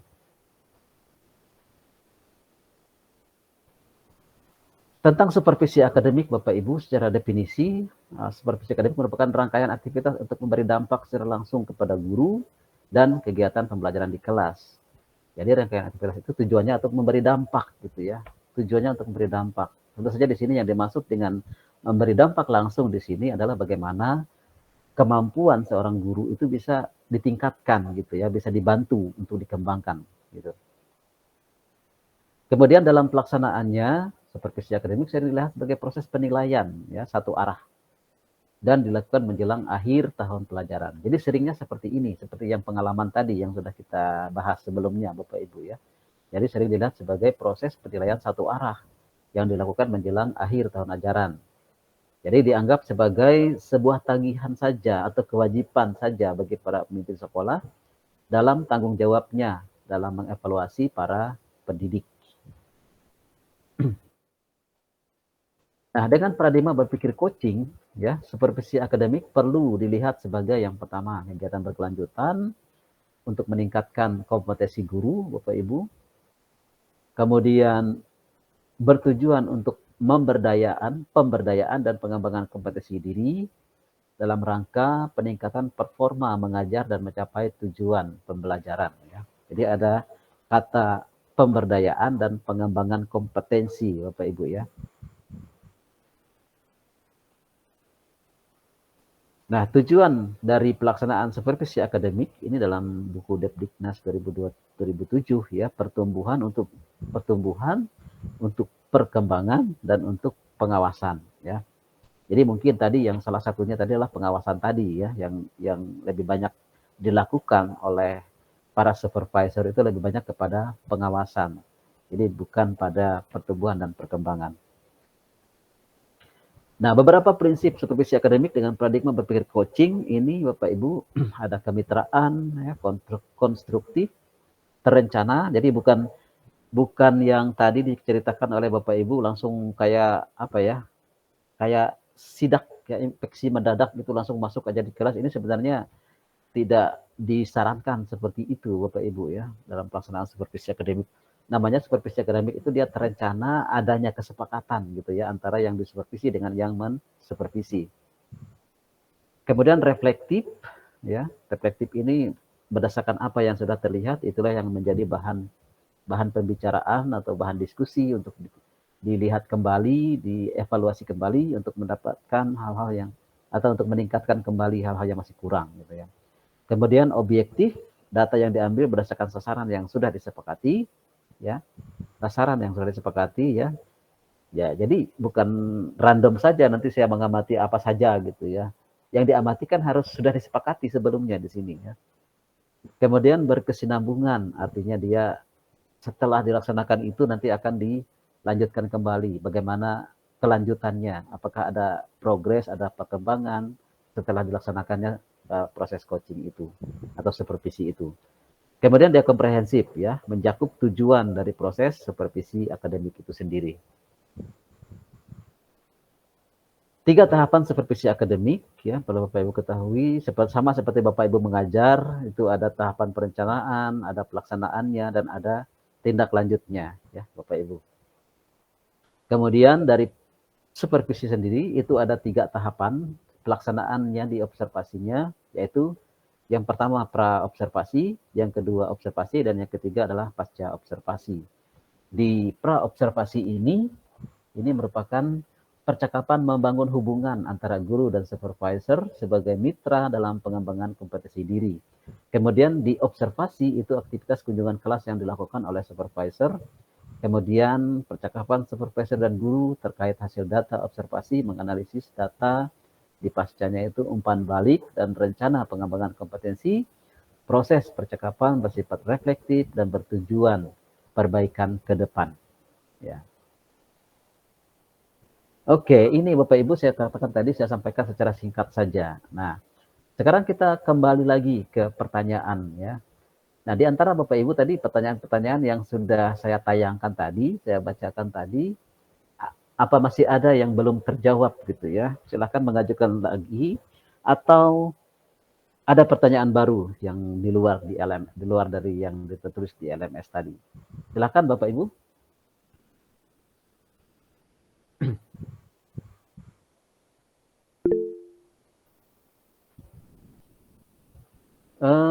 Siapa ini ya? Ada Pak Wandi ya. Ya, silakan Pak Wandi. Baik, terima kasih Pak atas kesempatannya. Setelah saya mendengarkan tadi itu, ada pertanyaan di benak saya bahwasanya kan supervisi ini kan memang sejajar setara begitu Pak ya, setara begitu, bukan mentor, sejenis mentor begitu. Nah, pertanyaan saya itu ketika kita Coaching maksudnya ya, coaching. Gitu, coaching. Ketika kita dihadapkan pada meng-coaching seorang anak begitu, apakah bisa kita meng-coaching seorang anak yang kelas rendah begitu, Pak? Karena kan menurut saya tidak mudah untuk meng-coaching kelas rendah begitu. Ya. Karena mereka belum bisa berpikir terlalu mencari ide-ide, bahkan kita gali-gali potensi pun agak susah begitu untuk orang anak yang kelas rendah 1, 2, 3 begitu, Pak. Sedangkan di sini dalam garis besarnya setara, itu yang saya membingungkan. Tapi dalam modul kan ada bisa meng-coaching seorang murid. Nah, itu yang jadi benak saya, apakah kok kayak nggak sinkron begitu, Pak, menurut saya. Terima kasih, Pak. Oke, terima kasih Pak Wandi. Sekarang kita perlu memahami dulu perbedaannya ya antara antara coaching ini atau tujuan dari coaching ini kita pahami dulu ya. Tadi dikatakan bahwa tujuan coaching itu adalah ada suatu kegiatan untuk membantu lah, intinya untuk membantu seorang klien atau seorang coach untuk menyelesaikan masalah dia. Jadi artinya di situ ada seorang coach yang mengalami masalah gitu ya. Jadi bukan kita nih yang mencari-cari orang untuk di coaching gitu ya, tapi orang yang datang kepada kita itu kalau coaching secara pribadi ya, masalah pribadi dia gitu ya, masalah secara perorangan gitu ya. Ini seorang coach yang akan datang kepada seorang coach untuk kemudian, ini saya mau curhat nih, saya sedang ada masalah nih dengan kelas saya misalnya gitu. Atau seorang murid, Pak atau Bu, saya ini sedang ada masalah dengan di keluarga saya, bikin saya menjadi tidak fokus pada kegiatan belajar gitu ya. Nah, itu maksudnya coaching itu bukan kita kemudian harus mengcoaching orang gitu, bukan ya, bukan harus mengcoaching orang gitu ya. Jadi ini sangat berbeda dengan modul 1.4 ya. 1.4 itu kalau orang ada berbuat masalah, maka kita akan harus melakukan segitiga restitusi kepada dia gitu ya. Kalau modul 1.4. Tetapi coaching ini kan orang yang datang untuk minta bantuan kita gitu, bukan kita yang mencari orang untuk di coaching gitu ya, Pak ya. Jadi kalau anak-anak di kelas yang rendah-rendah itu mungkin dia tidak akan bertanya kepada kita gitu untuk menyelesaikan masalah dia gitu. Jadinya tidak. Jadi coaching itu situasional Bapak Ibu ya. Situasional. Kecuali kalau itu untuk supervisi, artinya kalau supervisi memang dia harus ada perencanaan gitu ya. Adanya suatu perencanaan dan ada suatu kesepakatan. Jadi gitu perbedaan pemahamannya di situ Bapak Ibu ya. Inggi Pak, saya paham. Masalahnya kan Pak, untuk misalkan nih kelas rendah nih, kan misalkan nggak lagi ada permasalahan, kemudian ada tidak fokus. Mereka itu susah untuk seperti kata Bapak tadi itu mencari untuk di coaching begitu Pak. Jadi mau nggak mau kan guru pasti mendekatin ada apa anak masalah apa. Jadi kayak kita yang mengcoachingnya begitu. Nah, itu yang saya membingungkan kadang-kadang. Apakah bisa kita setara untuk coachingnya ini? Kan nggak mungkin mereka langsung saya punya masalah ini kan. Kalau SMA saya paham Pak Inggi. Itu Pak. Menurut saya. Nah, kalau inisiatif itu dari seorang coaching, seorang coach, berarti itu bukan proses coaching namanya ya Pak ya. Kalau inisiatif itu datang dari coachnya. Yang terjadi proses coaching itu kalau inisiatif itu datang dari coachingnya ya. Coachingnya yang tapi kalau yang kita sendiri yang akan membantu orang lain, itu kan bisa dikatakan sebagai konseling juga bisa iya, disebut konseling juga iya gitu ya. Atau segitiga restitusi juga iya gitu ya, itu bisa. Jadi kita kan bisa memakai topi yang berbeda-beda nih dalam situasi ini, saya akan memakai topi seorang coach. Tapi kemudian ini anak ini sepertinya sedang bermasalah nih, saya ingin membantu dia menyelesaikan masalah dia. Maka saya akan melepaskan topi coach saya akan pakai topi saya yang lain, apakah topi seorang konselor yang saya pakai, apakah topi seorang mentor yang akan saya pakai gitu ya untuk membantu si anak itu gitu ya. Akan tetapi intinya kalau inisiatif itu datang dari seorang coach, proses yang akan terjadi bukan sebuah coaching gitu ya. Bukan sebuah coaching. Oh, Inggi Pak. Baik Pak, terima kasih atas jawabannya. Saya Pak. Iya, baik. Silakan Bapak Ibu yang lain, ada lagi. Tadi ada pertanyaan bagaimana nih kalau orang itu tidak menemukan masalahnya, ini datang mau bertanya-tanya gitu. Tapi kemudian buntu gitu ya, tidak bisa menemukan masalahnya, tidak menemukan solusinya dari permasalahan itu, misalnya gitu ya.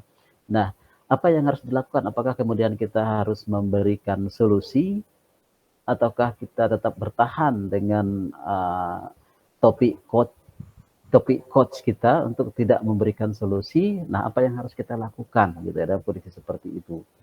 Nah, dalam kondisi seperti itu, sebagai seorang coach, kita bisa beralih sedikit gitu ya, beralih sedikit dari seorang coach kepada seorang mentor gitu ya, kepada seorang mentor. Artinya atas izin dari si coachee gitu ya, atas izin atau permintaan dari dia, tapi bukan dari kehendak kita mau memberikan solusi gitu ya, tapi izin dari si coachee. Nah, kita bisa beralih kepada topi seorang mentor.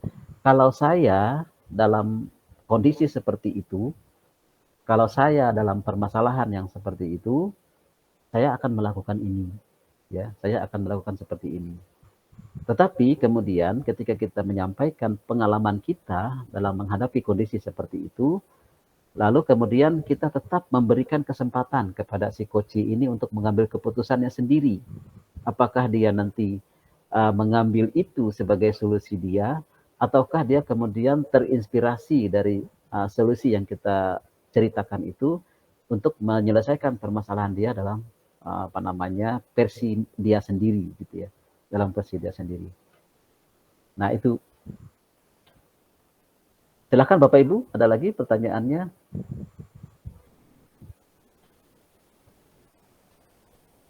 Nah, ini juga sama tadi pertanyaannya dengan yang disampaikan Pak siapa tadi? Pak Wandi ya, Pak Wandi. Ini pertanyaan yang ini tadi, bagaimana cara mengajak rekan sejawat untuk kita coaching ya? Namun rekan sejawat ini tidak ingin di coaching. Nah, sedangkan kita tahu bahwa dia ada masalah gitu ya. Ya enggak usah lah, masa orang tidak minta di coaching, kita yang kayak bahasa kita di sini kok kehendakan mau mengcoaching orang gitu ya. Walaupun udah tahu masalah, kita tahu dia ada masalah gitu kan, masalah pribadi dia belum mau ada orang yang membantu dia, masa kita yang mau membantu dia gitu kan, tidak enak, tidak etis gitu ya. Itu pertanyaannya. Boleh saja kalau dia minta tolong gitu ya. Itu kalau untuk ya coaching tentang masalah-masalah yang perorangan saja gitu ya. Kalau masalah yang berhubungan dengan supervisi, ya itu kita tidak menunggu kalau itu ya. Kalau berhubungan dengan supervisi kita tidak menunggu, maka kita memprogramkan kegiatan itu. Akan tetapi di dalam pelaksanaannya, ini saya sambil memperlihatkan, sementara belum ada yang bertanya gitu ya. Saya memperlihatkan sedikit nih tentang 3 supervisi ini ya. Nah, ini dia. Nah, di sini kenapa munculnya di situ?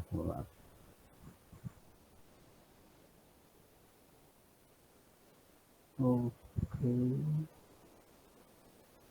Nah, ini dia. Pra-observasi ya, di sini saat itu apa yang dilakukan ya. Supervisor menyampaikan tujuan ya supervisi ya. Dan tujuan dari percakapan awal, tujuan besar supervisi. Kemudian guru menyampaikan rancangan pelaksanaan pembelajaran, dia menyampaikan rencananya, pelajarannya apa. Kemudian guru juga menyampaikan aspek perkembangan yang hendak diobservasi. Jadi munculnya dari guru di sini ya Bapak Ibu.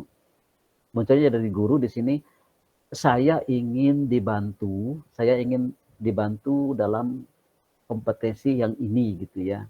Tolong observasi saya di bagian yang ini gitu ya. Jadi disampaikan pada saat pra-observasi itu. Jadi bukan si supervisor yang akan mengatakan, saya akan mengamati ibu dalam mengajar secara keseluruhan gitu. Nah, ini kan agak berbeda gitu. Tapi di sini lebih fokus kepada salah satu keterampilan gitu ya, keterampilan mengajar. Jadi guru sendiri yang ingin diobservasi di bagian yang itu. Kemudian supervisor dan guru menyepakati sasaran observasi. Waktu kunjungan kelas dan waktu percakapan pasca observasi. Jadi menyepakati sasaran yang diobservasi itu ya, apa-apa saja, gitu, apa saja ya. Kemudian supervisor menginformasikan bahwa ia akan mencatat kegiatan pembelajaran yang dilakukan oleh guru.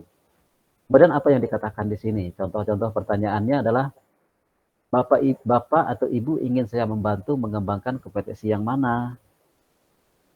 Kemudian atau bagaimana bagian mana yang nanti Bapak atau Ibu ingin untuk saya amati, gitu ya. Lalu bagaimana penilaian Bapak Ibu sendiri terhadap apa yang akan kita kembangkan ini? Bapak Ibu menilai diri Bapak Ibu sendiri seperti apa dalam bagian ini, ya, dalam bagian yang akan diamati ini. Kemudian apa harapan dari observasi yang akan kita lakukan bersama ini? Kemudian pada saat observasi, ya ini motivasi kegiatan observasi berawal dari kebutuhan pembelajaran murid dan kebutuhan pengembangan potensi guru. Kemudian menggunakan instrumen yang telah ditentukan sebelumnya dan fokus pada sasaran yang sudah disepakati. Kemudian lakukan supervisi ini pada saat lakukan amati supervisi Anda dan catat hal-hal yang dilakukan di kelas gitu ya. Yang pertama, apa yang harus dicatat adalah hal-hal yang selaras dengan kompetensi yang ingin dikembangkan.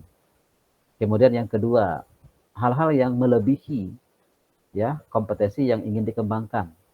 Dan yang ketiga adalah hal-hal yang belum sesuai dengan kompetensi yang dikembangkan. Jadi indikatornya kan sudah disepakati tadi oleh masing-masing ya, oleh dua orang ini tadi, supervisor dan supervisi. Itulah yang menjadi acuan untuk melihatnya apakah sudah selaras, apakah sudah melebihi, ataukah masih belum sesuai. Nah, lakukan dengan netral tanpa penilaian. Gunakan mata seorang pengamat, Bapak Ibu.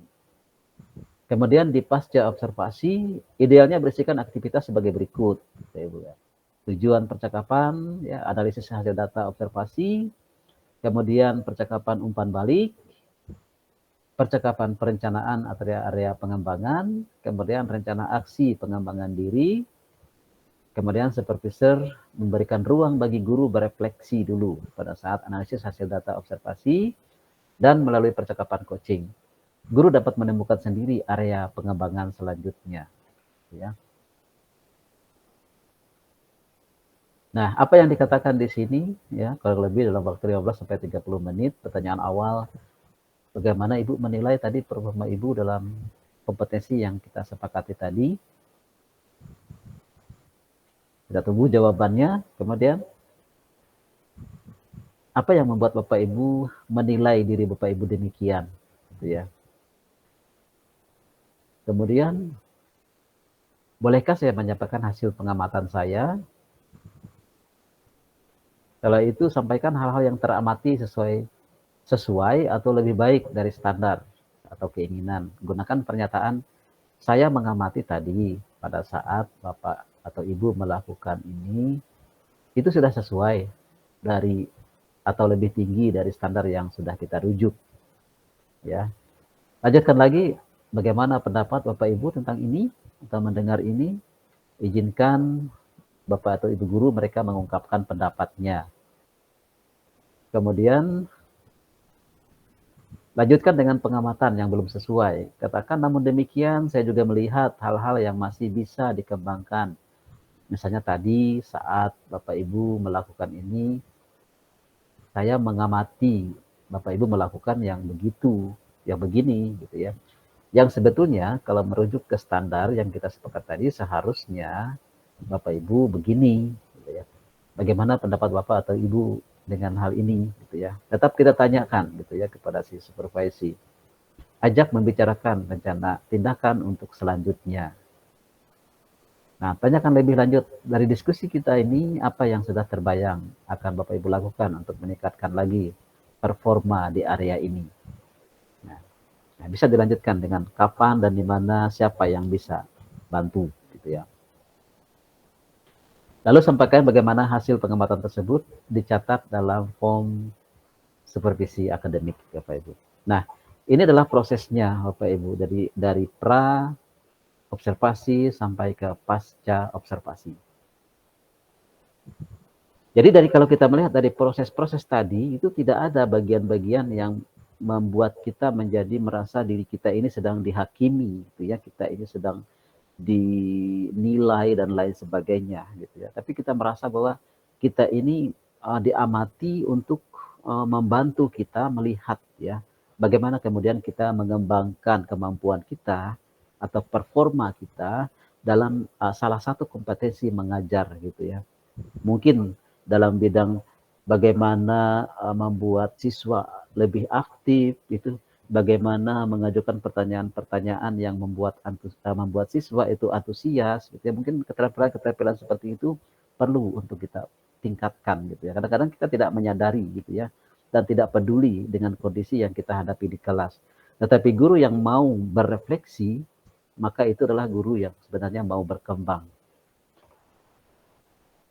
Itu tambahannya, ya, tentang supervisi atau observasi. Lalu kita hubungkan tadi dengan apa yang Bapak Ibu sampaikan tadi. Memang supervisi itu ada dua sih tujuannya, Bapak Ibu, ya. Ada dua tujuannya. Tujuan yang pertama itu adalah untuk pengembangan, ya, untuk membantu mengembangkan diri guru, ya. Lalu yang kedua adalah untuk proses menilai, iya, betul, gitu ya. Akan tetapi yang terjadi selama ini untuk pengembangannya itu sering dilewatkan, ya, dilewati, gitu ya. Lebih banyaknya kepada bagaimana menilai, gitu ya, bagaimana proses menilai. Padahal ini yang lebih penting, ya, yaitu memberikan, membantu mengembangkan, gitu ya, membantu mengembangkan, seperti itu. Bapak Ibu, ada lagi yang ingin ditanyakan?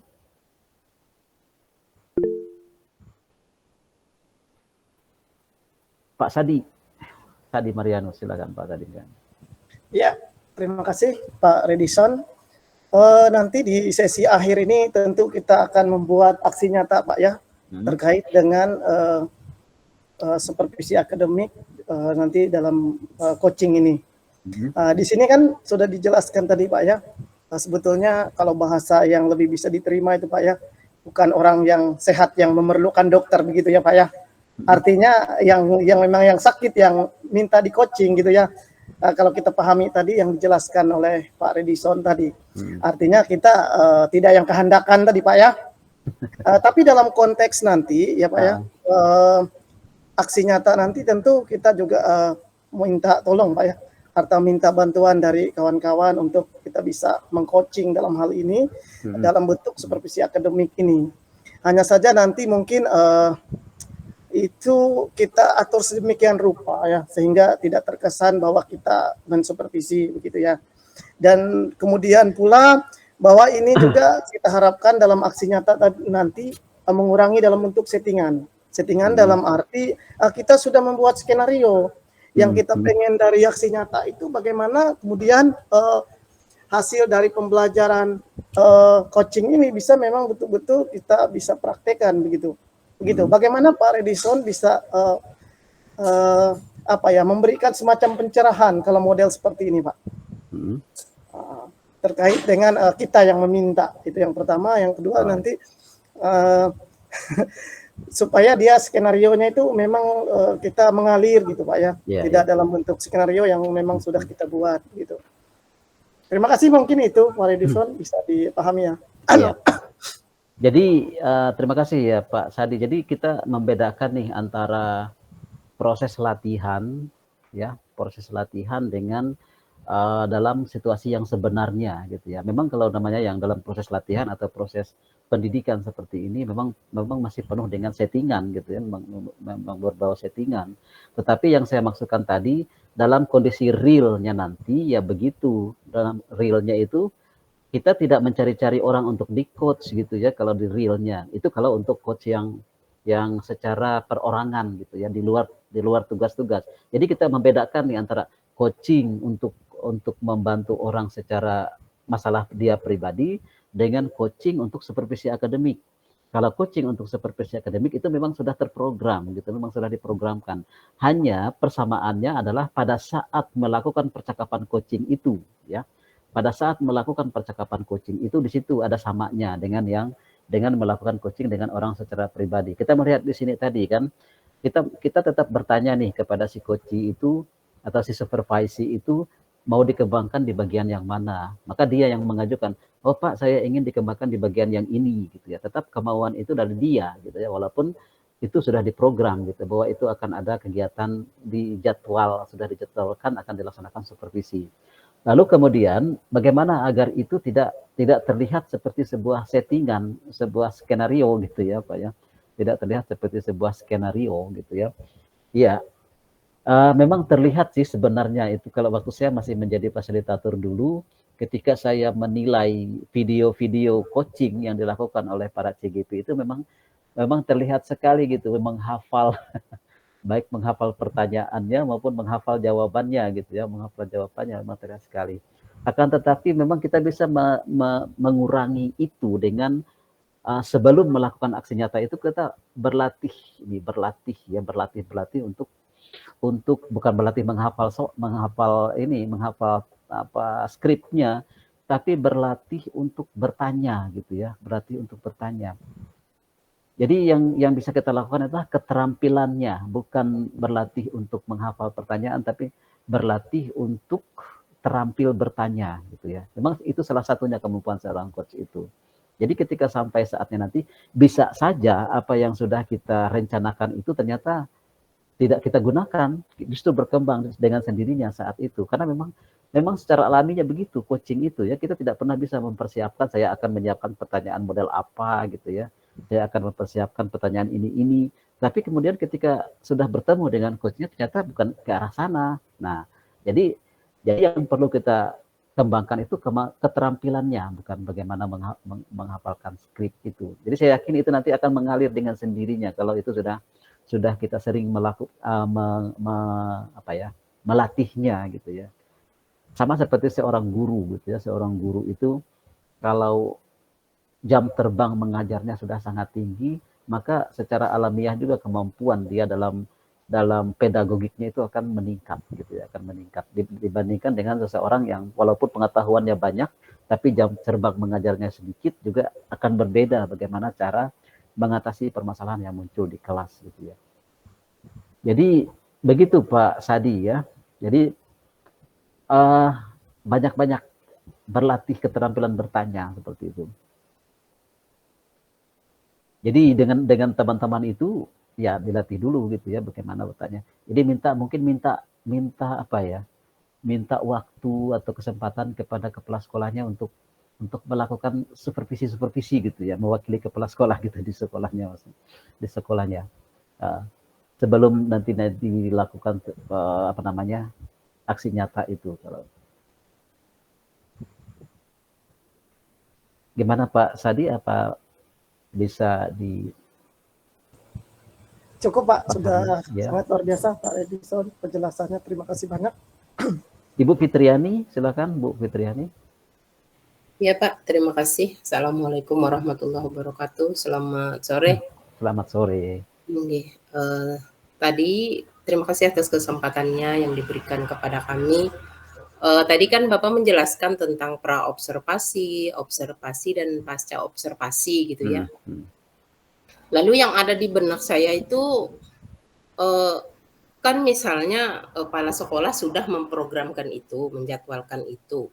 Tetapi di luar jadwal apakah boleh seperti yang Bapak uraikan tadi, kan bolehkah seorang guru meminta?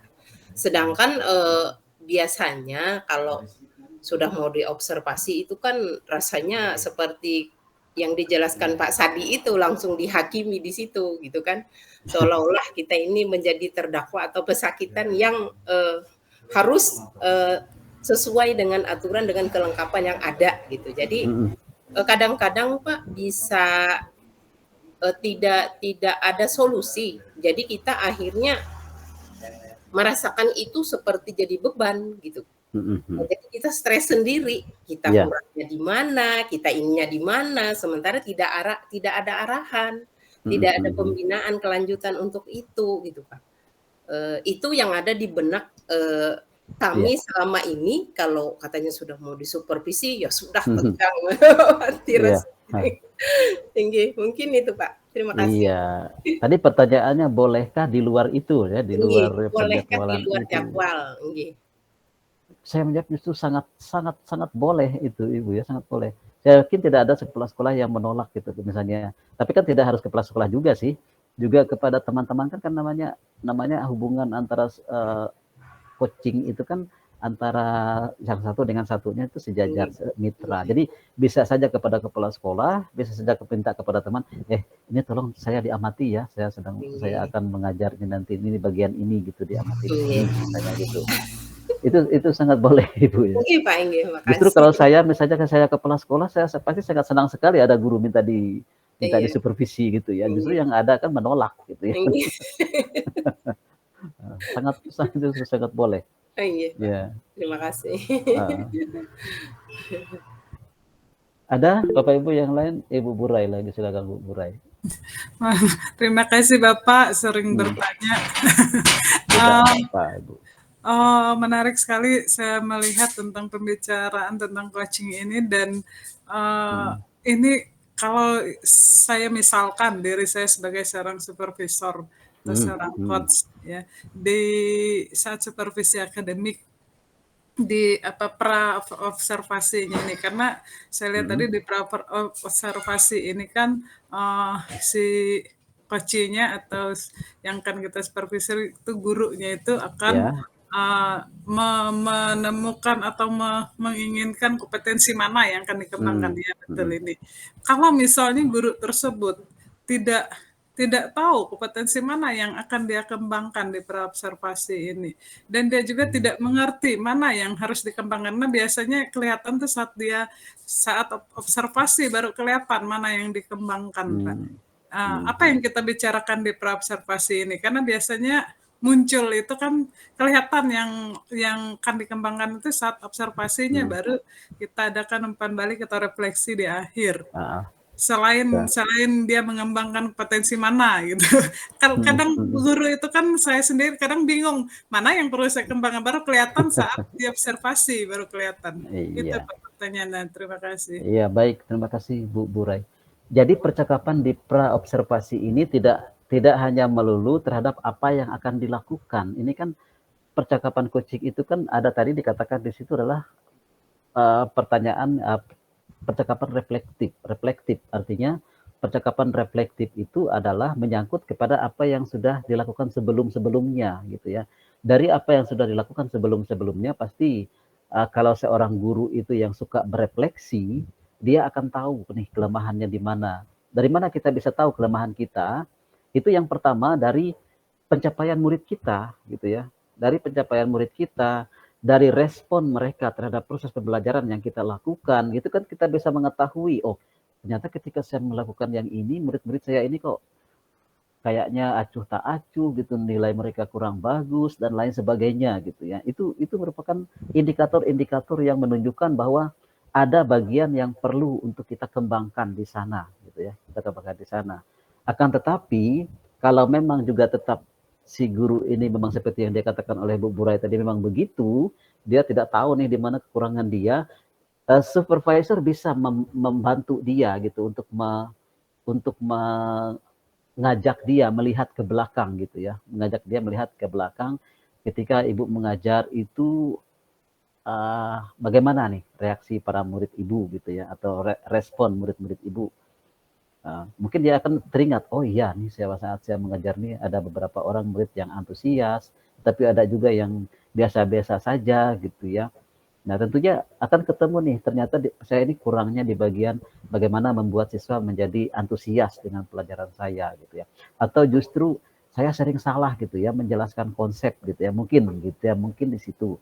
Jadi ada banyak yang bisa dibantu oleh si supervisor ini untuk membantu si coach ini mengingat, namanya kan proses identifikasi tadi, mengidentifikasi atau memetakan permasalahan yang dihadapi. Jadi tidak hanya sekedar kita menanyakan apa yang ingin dikembangkan. Nah, pada saat dia belum bisa menjelaskan apa yang ingin dikembangkan, berarti kita yang akan menggali gitu ya. Kita yang akan membantu dia menggali untuk mengetahui bagian mana yang perlu dikembangkan dari kompetensi yang belum dia kuasai dengan baik, seperti itu. Itu ya, Bu Burai. Oke, terima kasih Bapak. saya sudah dapat apa yang dilakukan di situ. Karena kalau dia di pra-observasi itu tidak menemukan kesepakatan, nanti apa yang diamati gitu ya di observasinya. Jadi bingung mau mengamati apa nanti di supervisinya gitu ya. Atau jadi bukan di supervisi itu nanti mau mencari, berarti sama dengan mencari kelemahan, artinya nanti mencari kelemahan kalau kita menunggu di saat observasinya baru menemukan kelemahannya gitu ya. Iya. Baik Bapak Ibu, terima kasih atas kebersamaannya. Ini waktu kita sudah agak lewat, saya mohon maaf kepada Bapak Ibu harus menyita waktu Bapak Ibu, tetapi diskusi kita hari ini cukup hangat gitu ya, Bapak Ibu sangat antusias. Dan saya juga menyadari gitu, waktu yang sangat terbatas ini tentu belum dapat memenuhi keingintahuan Bapak Ibu, juga belum dapat menemukan jawaban dari pertanyaan-pertanyaan Bapak Ibu. Akan tetapi biar pertemuan kita yang singkat ini bisa menjadi sebuah inspirasi bagi Bapak Ibu untuk mengeksplor lebih banyak lagi, lebih dalam lagi tentang kompetensi coaching dihubungkan dengan pelaksanaan supervisi akademik ini. Terima kasih Bapak Ibu, dan nantinya akan saya sampaikan materi ini ya kepada Bapak Ibu. Ini akan saya kirimkan lewat Ibu Yerita saja ya, Ibu. Lewat BGP saja, nanti disampaikan kepada Bapak Ibu di grup.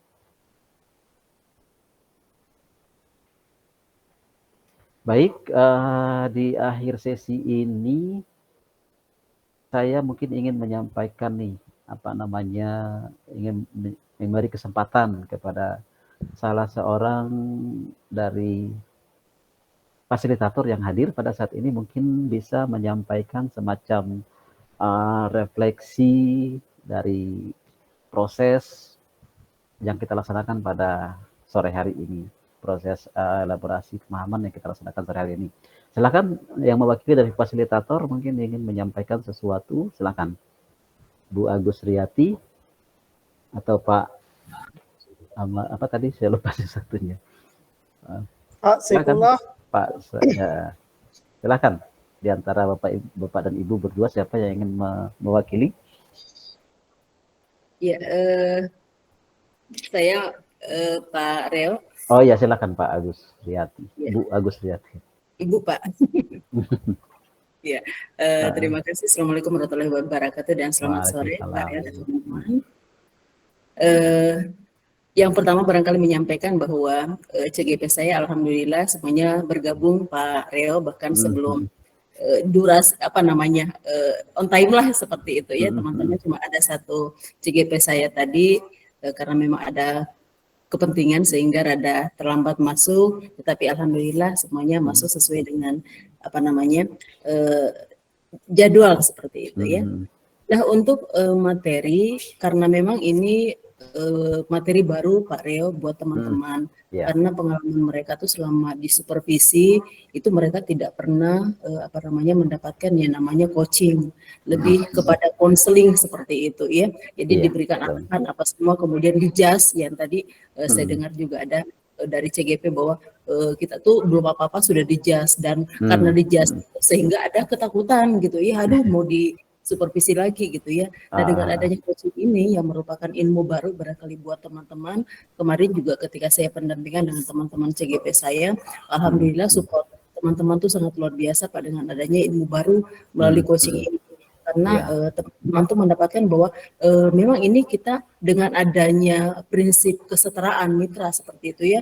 Jadi coachingnya itu tidak merasa digurui seperti itu. Kemudian, Ibu sebelumnya pernah menjadi PP ya Ibu? Gimana Pak? Sebelumnya pernah menjadi PP? Sebelum fasilitator? Iya, tetapi di kegiatan ini Pak, PKB masih PKB, zaman. ya. Seperti itu. Ya, saya lanjut Pak Reo ya. Ya, silakan. Jadi dengan adanya materi coaching ini, karena memang ini materi yang sangat baru buat teman-teman, teman-teman sangat terbantu gitu ya, mereka sangat bersyukur bisa bergabung di CGP sehingga bisa mendapatkan materi tentang coaching. Dan kemarin juga ruang kolaborasi Tentunya gitu ya, di awal-awal itu di latihan memang masih banyak miskonsepsi gitu ya, bagaimana menerapkan konsep coaching itu sendiri. Tetapi ketika sudah latihan, kemudian dia masuk dalam praktik di sesi kedua, alhamdulillah semuanya sudah dapat roh dari coaching itu sudah terbayang sama mereka seperti itu. Kemudian informasi dari Pak Reo hari ini juga menambah gitu ya, kekurangan-kekurangan selama kami pendampingan. Terima kasih Pak Reo, saya juga selaku fasil gitu ya, mendapatkan ilmu dari Pak Reo untuk melengkapi juga ilmu yang masih kurang dari saya seperti itu. Saya mewakili teman-teman untuk 2 kelasnya Pak Saiful dan kelas saya mengucapkan terima kasih. Mudah-mudahan ilmu Bapak tentang bagaimana menerapkan coaching betul-betul bisa diterapkan oleh CGP selaku guru penggerak. Karena tentunya di sekolah, kepala sekolah juga berharap bahwa dengan adanya CGP di sekolahnya itu ada perubahan lah gitu ya. Jadi terasa, tercium dan wujudnya terlihat gitu.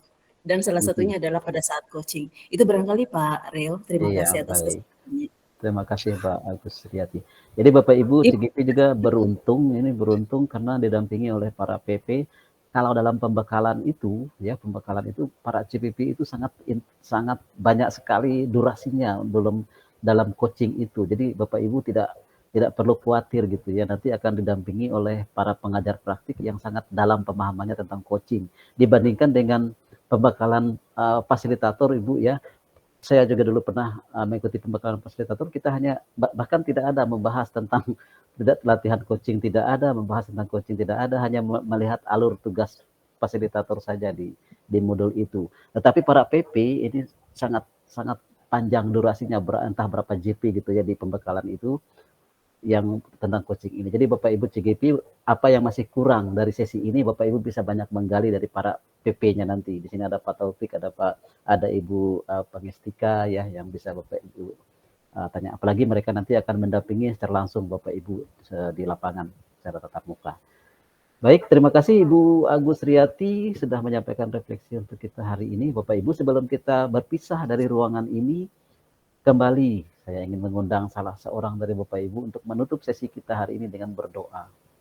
Ya, jangan sampai Bu fasilitator nanti yang berdoa. Tadi sudah saya yang berdoa di awal. Silakan Bapak Ibu.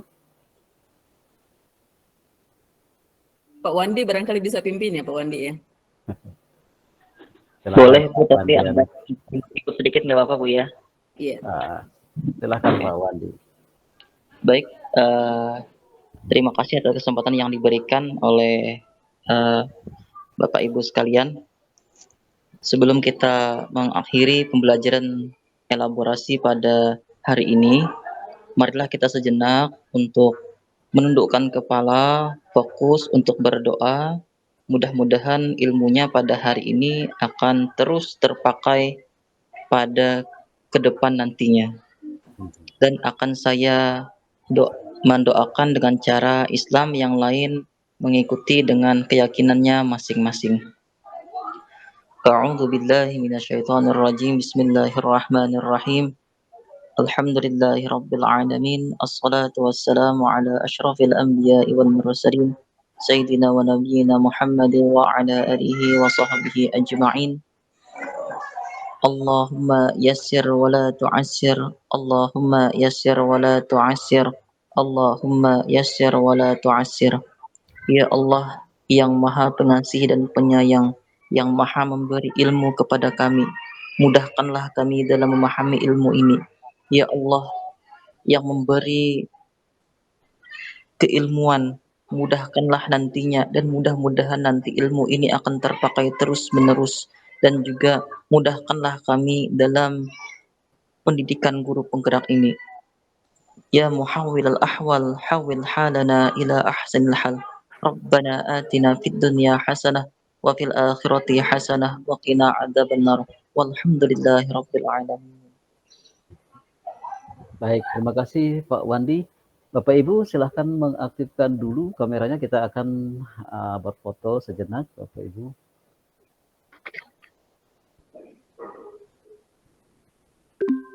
Oke, silahkan dengan gayanya masing-masing ya, silakan. Tapi yang pertama kita bergaya coaching dulu seperti ini ya, coach. coaching. 1, 2, 3. Yang kedua gayanya bebas Bapak Ibu, silakan dengan gaya masing-masing, silakan ekspresikan bahagianya, karena salam kita adalah salam dan bahagia. Silakan ekspresikan bahagianya semua dengan gayanya masing-masing. 1, 2, 3. Baik Bapak Ibu, terima kasih atas kebersamaan kita hari ini. Terima kasih Pak Ibu Agustriani ya, yang telah memberikan refleksi untuk kita hari ini. Bu Nurliana, ada yang disampaikan ya ini kok raise hand? Atau salah klik atau gimana ya? Baik. Pencet ya, Pak. Baik, selamat sore Bapak Ibu, sampai bertemu kembali. Sukses selalu untuk Bapak Ibu. Tinggal 3 modul lagi selesai pendidikannya. Selamat sore Bapak. Terima kasih atas